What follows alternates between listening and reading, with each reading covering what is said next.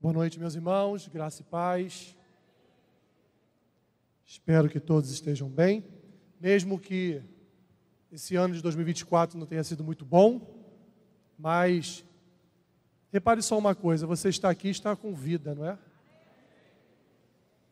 Estava ali enquanto o pastor Otávio falava no ano de 2024, foi o ano que eu mais fiquei doente. Uma recorrência de gripes, de alergias, de dores, mas eu acho que é por causa dos 50 anos. Ao completar meio século, as minhas palavras se tornaram como as de Jacó, né? Os anos da minha vida são canseira e enfado. Mas é muito bom voltar à casa do Pai, é muito bom rever irmãos, é muito bom receber o carinho dos irmãos, e mais uma vez aqui eu quero manifestar o meu agradecimento ao pastor Otávio pelo convite, e já de pronto pedir aos irmãos que abram suas Bíblias na primeira epístola de Pedro. Primeira carta de Pedro, capítulo 1. Vamos fazer uma leitura do versículo 3 ao versículo 12.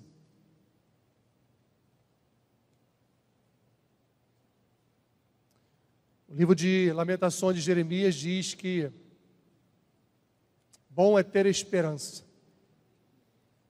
Então, meu irmão, independente de como foi o seu ano, minha irmã, independente de como foi o seu ano, bom é ter esperança. Bom é saber a quem servimos. Bom é saber daquele que é por nós. E quando Ele é por nós, ninguém pode ser contra nós. Então pode ter enfermidade, pode ter perseguição, pode ter situação econômica ruim, pode ser o que for, mas o Senhor nos conduz em esperança, porque o Senhor, Ele é a nossa esperança. Então não importa os dias maus, o que Jesus disse para nós é que nós temos que olhar para o reino e sua justiça, e no final de tudo, aquilo que nós precisamos serão acrescentados em nossas vidas. Primeira epístola de Pedro, capítulo 1, a partir do versículo 3, diz assim: Bendito Deus e Pai de nosso Senhor Jesus Cristo, que segundo sua muita misericórdia, nos regenerou para uma viva esperança mediante a ressurreição de Jesus Cristo dentre os mortos, para uma herança incorruptível, sem mácula, imarcessível, reservada nos céus para vós outros, que sois guardados pelo poder de Deus, mediante a fé, para a salvação preparada para revelar-se no último tempo. Leia comigo, meus irmãos, os versículos 6 e 7, por favor.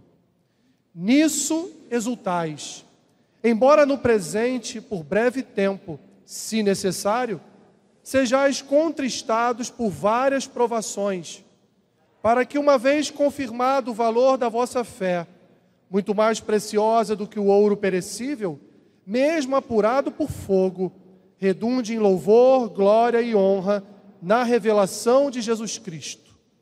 A quem não havendo visto, amais, no qual não vendo agora, mas crendo, exultais com alegria indizível e cheia de glória, obtendo o fim da vossa fé. E qual é o fim da nossa fé? A salvação da vossa alma.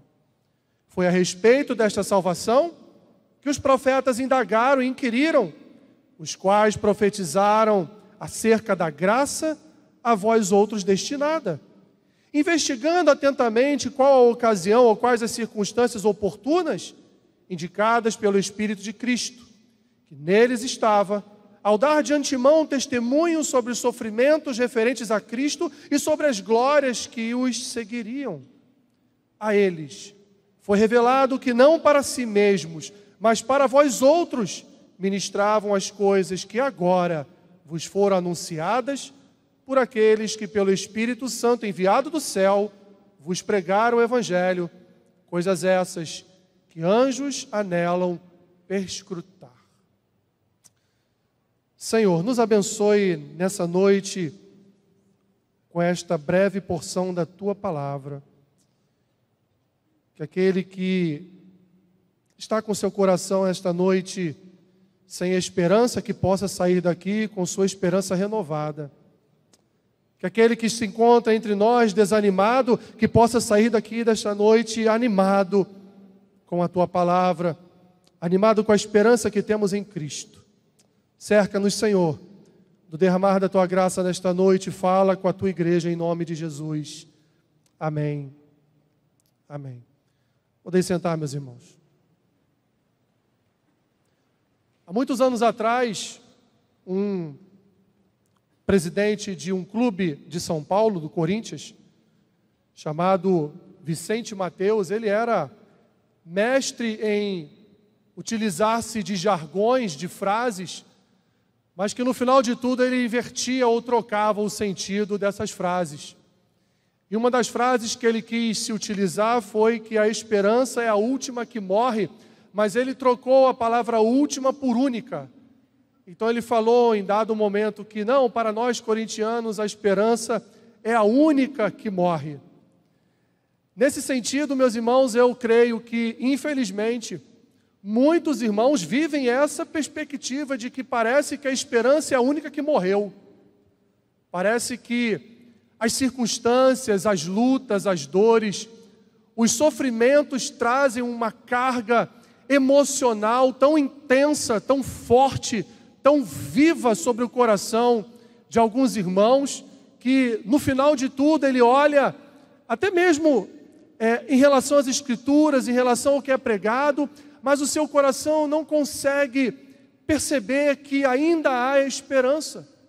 O seu coração não consegue dialogar com a fé, dialogar com a confiança. O seu coração, ele está completamente dominado por uma desesperança, por um desânimo, por uma tristeza que cria no seu coração amargura na sua alma, a tal ponto que, por mais que ele ouça pregações, por mais que ele leia as Escrituras, por mais que ele ore, a sua alma está amargurada, ele está sofrendo o que é chamado de a noite da alma amargurada, a noite de trevas na alma, e ele não consegue de forma alguma ver a luz, ele não consegue enxergar, ainda que seja uma breve lâmpada lá no fim do túnel acesa, ele não consegue, porque ele está ali naquele tremedal de lama, da lama da desesperança. Então, essa frase, até certo ponto, para algumas pessoas parece que ela tem tudo a ver, de fato, parece que a esperança, ela é a única que morreu.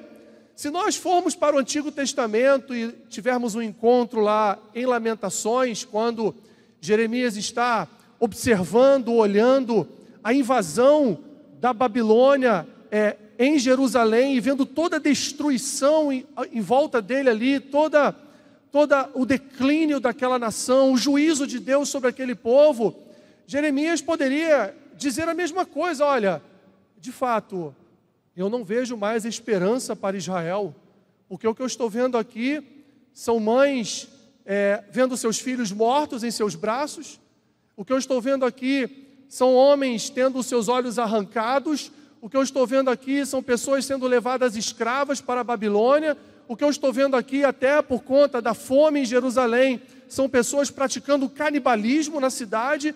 Então estou vendo um cenário de destruição, de juízo tremendo do Senhor sobre a nação, sobre Israel, sobre, naquele momento, aquele que nós chamamos de o Reino do Sul, o Reino de Judá. Então, Jeremias poderia olhar aquele quadro e pensar: olha, não há mais esperança. Jeremias, meus irmãos, mesmo diante de todo aquele quadro devastador, ele disse: bom é ter esperança. Eu quero nessa noite falar com você, meu irmão e minha irmã, a respeito disso. Qual é a tua esperança? Qual a esperança que uma pessoa que descobriu, por exemplo, que está com uma doença terminal que não tem cura, qual a esperança dela? Qual a esperança, por exemplo, de uma mãe que perdeu o seu filho? Qual a esperança de uma família que perdeu tudo numa tempestade? E vão novamente reconstruir suas casas, vão novamente se endividarem para reconstruir tudo dentro das suas casas. E aí no verão seguinte, vem nova tempestade e eles perdem tudo de novo. Qual a esperança que há numa tripulação que sabe que o barco, que o navio está à deriva? E que o número de botes não será o suficiente para salvar a todos? Qual a esperança de um pai desempregado, que chegando o Natal sabe que não poderá nem mesmo ter uma ceia digna na sua casa por conta da sua falta de recursos? Qual é, meus irmãos, a esperança de alguém que tem vivido uma depressão profunda, ao ponto até mesmo de pensar em ceifar a sua própria vida? Qual deve ser a esperança dessas pessoas? Qual deve ser o alimento na alma dessas pessoas que vem a renovar no coração delas a esperança? E é exatamente sobre isso que o apóstolo Pedro está falando aqui na sua carta. Ele está escrevendo, ali é um povo que está localizado na Ásia Menor e está sofrendo uma grande perseguição. Todos os lugares para onde eles vão, eles estão sendo perseguidos pelo imperador, pelo exército do imperador. Estão ali sofrendo, não porque não comungam da mesma política do imperador, mas estão sofrendo ali, meus irmãos, porque o imperador deles é outro, é o Senhor Jesus. Estão sofrendo uma grande e grave perseguição, porque eles não estão negando o nome de Cristo, porque eles não estão se rendendo aos desejos do imperador e da sua sociedade maléfica. Eles não estão deixando de lado as Escrituras, não estão deixando de lado a sua fé, não estão deixando de lado a sua confiança. Mas, meus irmãos, a perseguição estava tão intensa e intensificando-se a cada dia, que muitos irmãos estavam voltando atrás nas suas decisões de permanecerem na fé, de permanecerem proclamando Jesus Cristo como Senhor e Salvador. Pedro, então, meus irmãos, através dessa primeira e da sua segunda carta, o que Pedro está tentando fazer ali é exortar os seus leitores a permanecerem firmes no Evangelho. Exortando os seus leitores a permanecerem firmes em Cristo, mesmo diante de tão severas perseguições. Pedro está dizendo, meus irmãos, olhem tudo o que Cristo já fez e já operou no coração de vocês. Não olhem para a frustração das perseguições. Não olhe para a violência que está sendo empenhada contra a vida de vocês, mas olhe para o autor e consumador da sua fé, olhe para o Senhor que te salvou, olhe para aquele que já transformou toda a sua vida. Tudo que nós vivemos aqui, meus irmãos, é passageiro. Tudo um dia acabará, tudo virá à ruína, seja governos, autoridades, principados e potestades, tudo um dia cairá, meu irmão e minha irmã, e o que restará será a vida eterna. Pedro então está dizendo para esses irmãos aqui, logo no início, olha o que Deus já operou no coração de vocês, olha a graça que foi derramada no coração de vocês, olha tudo que o Senhor Jesus já fez por vocês. E Pedro está, através dessa carta, falando para os membros do corpo de Cristo, ele está falando para cristãos, repito, que estavam sendo perseguidos ferozmente, que estavam sendo perseguidos violentamente. Vidas eram ceifadas, filhos eram tirados das suas mães, maridos eram tirados das suas esposas, esposas eram tiradas do convívio do seu lar por conta da sua fé no Senhor e Salvador Jesus Cristo. Dentro então, meus irmãos, desta perspectiva, dentro deste quadro que Pedro nos apresenta aqui, nós podemos falar um pouco a respeito de esperança. E eu quero aqui seguir com os irmãos dentro do texto do que Pedro ensinou e exortou aqueles irmãos, mas do que ele também vai. Em primeiro lugar, meus irmãos, nós devemos ter a consciência, e é isso que Pedro está aqui ministrando sobre a vida deste povo, a consciência de que nós já fomos libertos da esperança mundana. O apóstolo Paulo disse que o homem que nutre no seu coração esperança nas coisas desse mundo é o mais infeliz dos homens. Pedro está nos ensinando, meus irmãos, que já fomos libertos da esperança mundana e vivemos a esperança da eternidade. É essa esperança que deve alimentar a nossa alma todos os dias. Ele vai dizer nos versículos 3, de 3 a 5, Bendito Deus e Pai de nosso Senhor Jesus Cristo, que segundo a sua muita misericórdia nos regenerou para uma viva esperança, mediante o quê?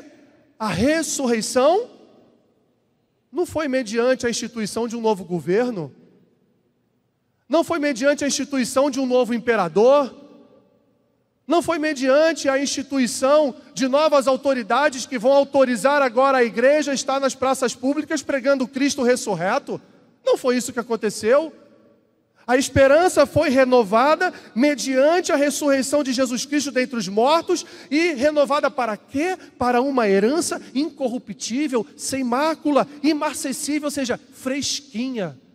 Pedro está dizendo para aqueles irmãos: olha, a graça de Cristo está fresca no coração de vocês. A graça de Cristo, ela está vivendo no coração de vocês, de tal forma, meus irmãos, que nós olhamos, ele continua reservada nos céus para vós outros, que sois o que? Guardados pelo poder de quem? Pelo poder de Nero? Pelo poder de Nero? Não. Pelo poder de Jesus. Pelo poder de Deus. Pelo poder do Espírito Santo que foi entregue a nós, meus irmãos, para que continuássemos a viver na presença de Deus, mediante a fé para a salvação que está preparada para revelar-se no último dia, ou no último tempo. Meus irmãos, não há esperança. Cristo, Ele é a esperança. Não há esperança como nosso Senhor, meus irmãos. Pedro então exorta esse povo a louvar a Deus. Ou seja, um remédio que traz esperança para corações que estão desanimados, para corações que estão com medo de toda perseguição, para corações que estão temendo até mesmo a morte, para corações que estavam sofrendo naquele tempo. E temos, meus irmãos, temos muitos motivos para louvar a Deus, mesmo em tempos de sofrimento. Temos muitos motivos para louvar o nome do nosso Senhor, mesmo em tempos de guerra, mesmo em tempos de dor, mesmo em tempos de enfermidade. Sabe por quê, meus irmãos? Porque nós já fomos regenerados para uma viva esperança. A nossa esperança não está nesse mundo. A nossa esperança não permanece nesse mundo, porque a misericórdia de Deus alcançou a cada um de nós.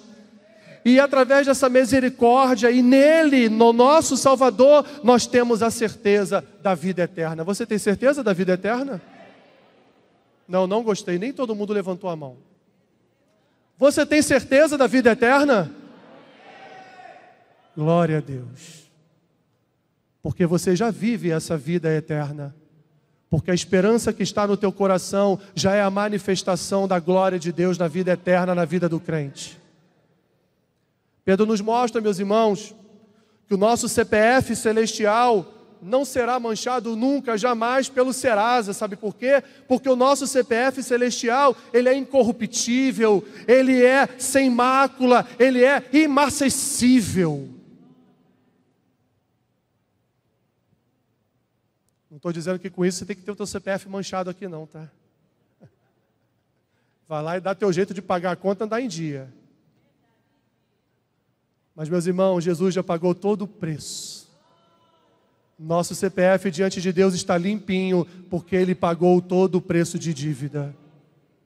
Por que eu não vou ter esperança? Por que eu vou olhar para as circunstâncias desta vida? Por que eu vou focar nos problemas desta vida, se eu posso olhar para aquele que já me salvou? Tudo é passageiro, toda tempestade é passageira, meus irmãos. Não existe temporal que dure para sempre. Tudo passa nessa vida. A dor, o sofrimento, tudo passa. O que recebemos, meus irmãos, de Deus através de Cristo não perece e não perecerá.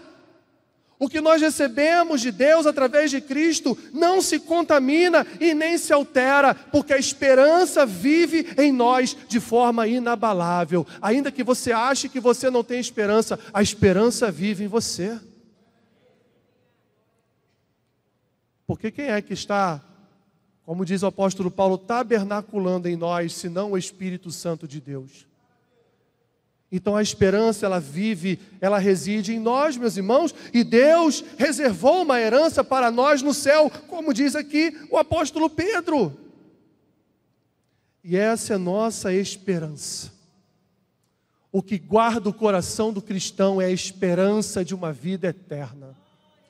Repito, meus irmãos, o que guarda o nosso coração não é governo, não é autoridade, não é o Banco Central, não é a economia do país. O que guarda e protege o nosso coração é a esperança da vida eterna no nosso Senhor e Salvador Jesus Cristo. É isso que nos levanta toda manhã, é isso que nos dá forças para prosseguir. É isso que renova a nossa fé, renova o nosso vigor espiritual para andarmos na presença de Deus todos os dias. É uma frase do nosso bispo que eu nunca esqueço. Uma pessoa que não sonha, ela morreu, não é? Isso é uma frase dele. Uma pessoa que não sonha, eu quero trocar o sonho por esperança. Uma pessoa que não vive essa esperança, meus irmãos, ela está morta espiritualmente. Porque a igreja, ela vive em prol de uma esperança diária. Esperança de quê? Esperança de ver o meu filho formado, os meus netos na minha casa. Não, a minha esperança maior, meus irmãos, é que esse céu seja rasgado de norte a sul, de leste a oeste, e o meu Jesus venha me resgatar. Essa é a esperança que tem que estar no meu coração. Não que as coisas dessa vida não sejam importantes. Mas, meu irmão, a esperança maior é essa. Porque o dia que a morte bater a minha porta, eu não temerei, porque eu sei que eu estou me aproximando do meu Salvador. Em segundo lugar, meus irmãos, as provações confirmam a esperança mediante a fé. Olha o que ele diz nos versículos 6 e 7. Nisso exultais, embora no presente por breve tempo. Ele está dizendo, meus irmãos, o tempo é breve. Essa perseguição não vai durar tanto tempo assim, preste atenção nisso. Nisso exultais, embora no presente por breve tempo, se necessário, sejais contristados por várias provações. Para quê? Para que, uma vez confirmado o valor da vossa fé, muito mais preciosa do que o ouro perecível, mesmo apurado por fogo, redunde em louvor, glória e honra na revelação do nosso Senhor e Salvador Jesus Cristo. O nosso coração, meus irmãos, deve exultar, estar alegre todos os dias, porque Deus realiza sua obra em nós todos os dias. Ele realiza. Quando você acorda de manhã, sabe o que acabou de acontecer? As misericórdias do Senhor foram renovadas sobre a sua vida. É uma obra de Deus. Nisso, meus irmãos, isso não nos impede. Evidentemente, o fato de eu ser cristão, como vai dizer no livro de Eclesiastes, o sol e a chuva. Está chovendo muito, mas eu vou orar. Meu guarda-chuva está furado, eu vou sair na rua. Deus não vai deixar dar um pingo dentro do meu guarda-chuva. Tu vai se molhar todo, meu irmão. Não tem jeito não. Aí eu tenho que ir no banco ali resolver um negócio, mas tem um sol para cada pessoa, né? Senhor, me dá refrigério no meu caminhar. Não, meu irmão, tu vai sofrer com o sol. Porque o sol e a chuva está para todos, meus irmãos. A dor e o sofrimento está para todos. Para crentes e não crentes. O problema é como nós, cristãos, atravessaremos o vale. Como nós viveremos em tempos de sequidão?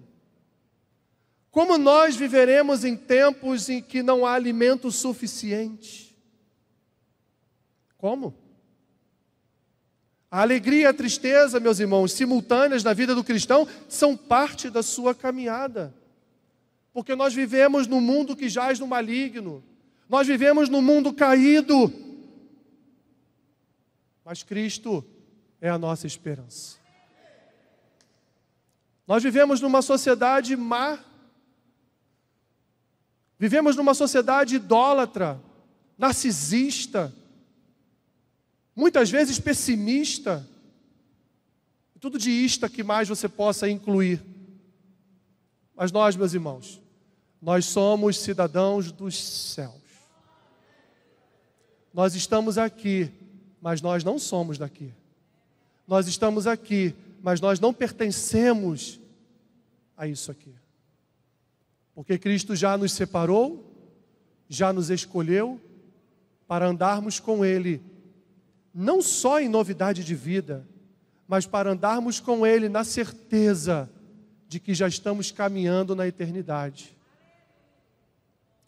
Não só isso, meus irmãos, mas Pedro vai dizer ainda nos versículos 8 e 9, a quem não havendo visto, há mais, no qual não vendo agora, mas crendo, exultais com alegria indizível e cheia de glória, obtendo o fim da vossa fé, que é o quê? A salvação da vossa alma.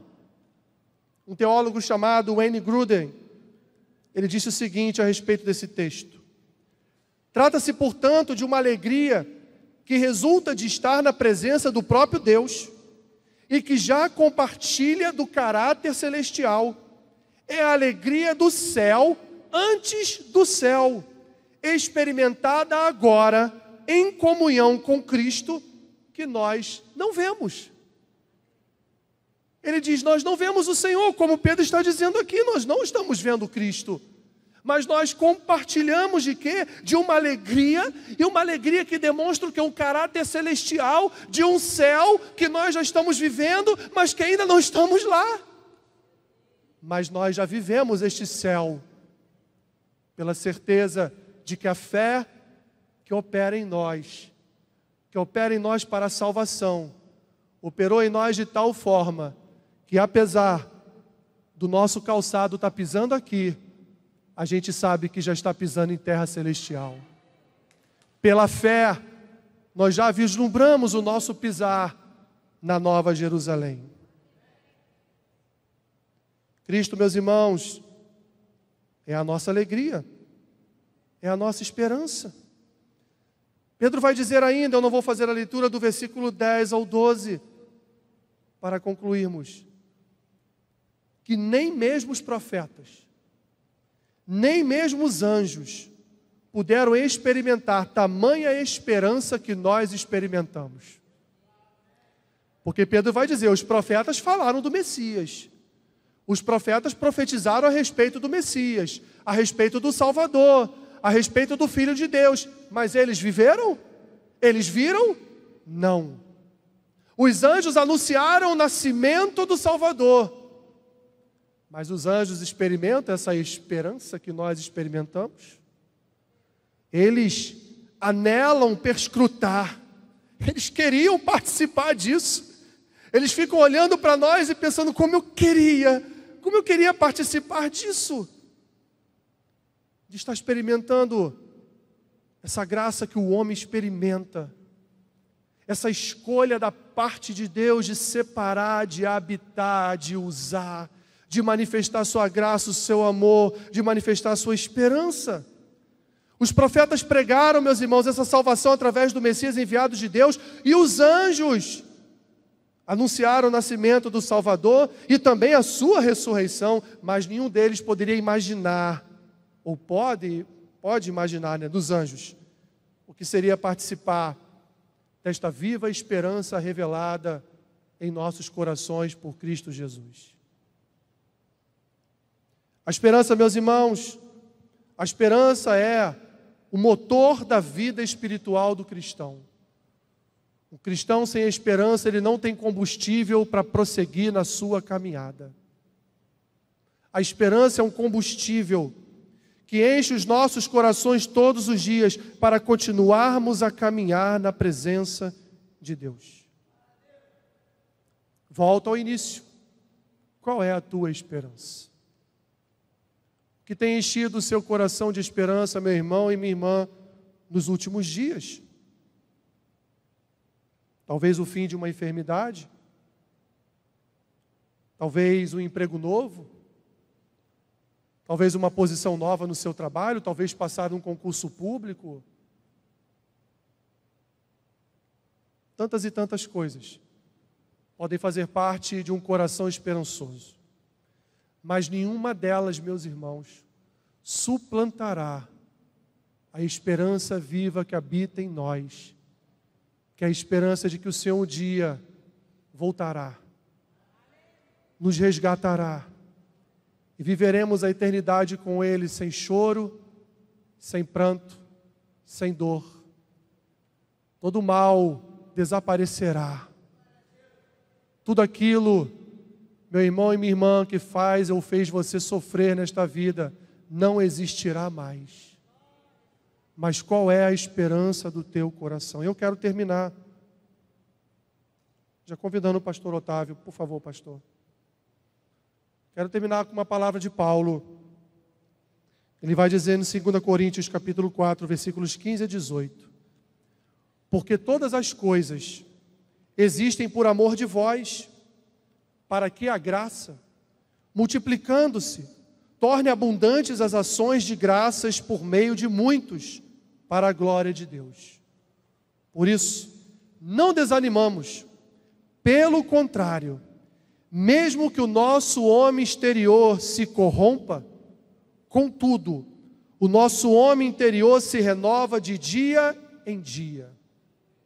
Porque a nossa leve e momentânea tribulação produz para nós eterno peso de glória, acima de toda comparação, não atentando nós nas coisas que se veem, nas coisas desse mundo, mas atentamos naquelas que não se veem, porque as que se veem são temporais, passageiras, e as que se não veem são eternas. Tudo passa nessa vida, meu irmão e minha irmã. Tudo passa nessa vida. Mas a salvação está em nós. A vida eterna está em nós. Se você não tem esperança, se você se encontra no momento com falta de fé e falta de esperança, permita que o Espírito Santo nessa noite renove a esperança do teu coração. A esperança de que Deus cuida da tua vida. A esperança de que o Senhor está cuidando de tudo porque Ele é soberano, meus irmãos, Ele é um Deus de providência. Você não sabe quando a providência virá, mas ela virá. A salvação daquele filho, daquela filha. Talvez um emprego melhor do que aquele que você foi demitido. Talvez um concurso público tão aguardado que você está lá na fila, você pode subir um pouco. Talvez uma enfermidade que você possa ser curado. Mas meu irmão e minha irmã, agarre-se na esperança que está em Cristo Jesus e que está aí, habitando no seu coração. Porque é isso que a Escritura nos ensina. É isso que Pedro nos ensina nesse texto, que a esperança vive no nosso coração. Que Deus te abençoe. Vou pedir ao pastor Otávio que ore